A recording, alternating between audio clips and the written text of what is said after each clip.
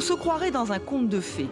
Le donjon de V n'abrite plus de princesses, mais il renferme toujours des trésors. Ces chefs-d'œuvre signés Bourdelle, César et bien d'autres sont disséminés un peu partout dans la propriété. C'est le maître des lieux, Francis Briest, qui a transformé cette forteresse médiévale en centre d'art contemporain. C'est une espèce de millefeuille de strates, d'histoires et de bonnes histoires. Et donc on essaye d'avoir des formes, alors ça c'est mon goût personnel, des formes plutôt extrêmement simples. Et donc c'est la raison pour laquelle vous verrez par exemple Liu Fan, qui est un artiste coréen, vous verrez des gens comme Bernard Venet, qui est un artiste français. Ce sont des poutres en fer avec quelques éléments minéraux, mais d'une simplicité extrême. Pourquoi une simplicité extrême? Parce que je crois que ça correspond évidemment à notre époque et je crois que ça ne sert à rien de surajouter. Il ne reste plus grand-chose de cette demeure royale érigée au XIIIe siècle. Philippe Auguste y a vécu et si on en croit la légende, Jeanne d'Arc aussi. Il sera un peu surpris de la décoration intérieure. Certaines pièces sont devenues des œuvres d'art à part entière. Ah, pour moi, oui, c'est celle que je préfère, bien sûr, et c'est une pièce tout à fait exceptionnelle, puisque non seulement c'est une pièce d'habitation qui aujourd'hui est une salle à manger, mais elle a été installée par Sol Lewitt. Et vous voyez autour de vous, vous voyez des formes qui ont des formes sans perspective, mais qui sont soit une pyramide, soit un rectangle, et c'est le pape du minimalisme. Pour les artistes, c'est formidable de travailler dans un lieu historique. Ça lui assure une certaine pérennité. Et c'est vrai que tant les artistes que les humains, d'une façon générale, cherchent la pérennité. Ils cherchent un mausolée. Eh bien, c'est peut-être leur mausolée.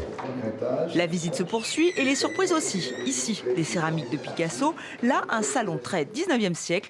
Victor Hugo aurait apprécié.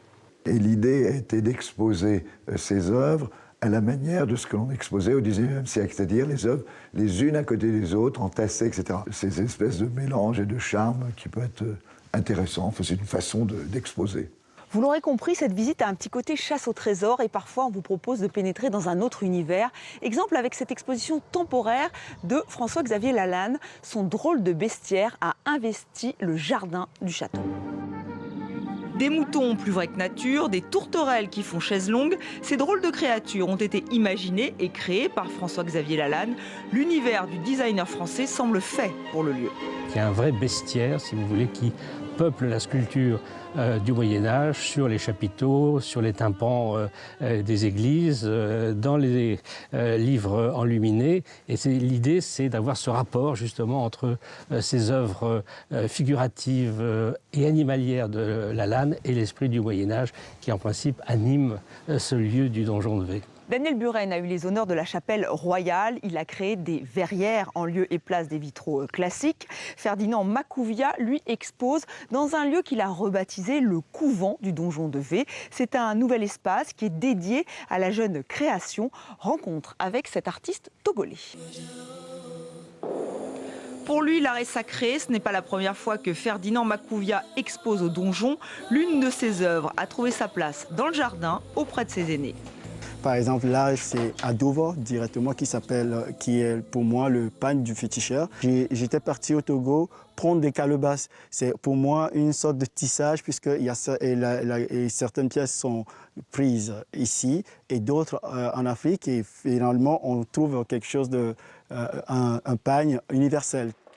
Pour admirer son travail, il faut se rendre dans cet espace dédié à la jeune création. Ces sculptures, il les a créées en pensant à ce donjon, à son histoire. Et la vibration même de la matière que je travaille chez moi, et je le retrouve dans les lieux, ça m'a tout de suite invoqué, provoqué même, et même travaillé dans l'esprit, où je me suis dit, voilà, je peux vraiment communiquer avec mes œuvres, avec les anciens esprits qui sont dans les lieux.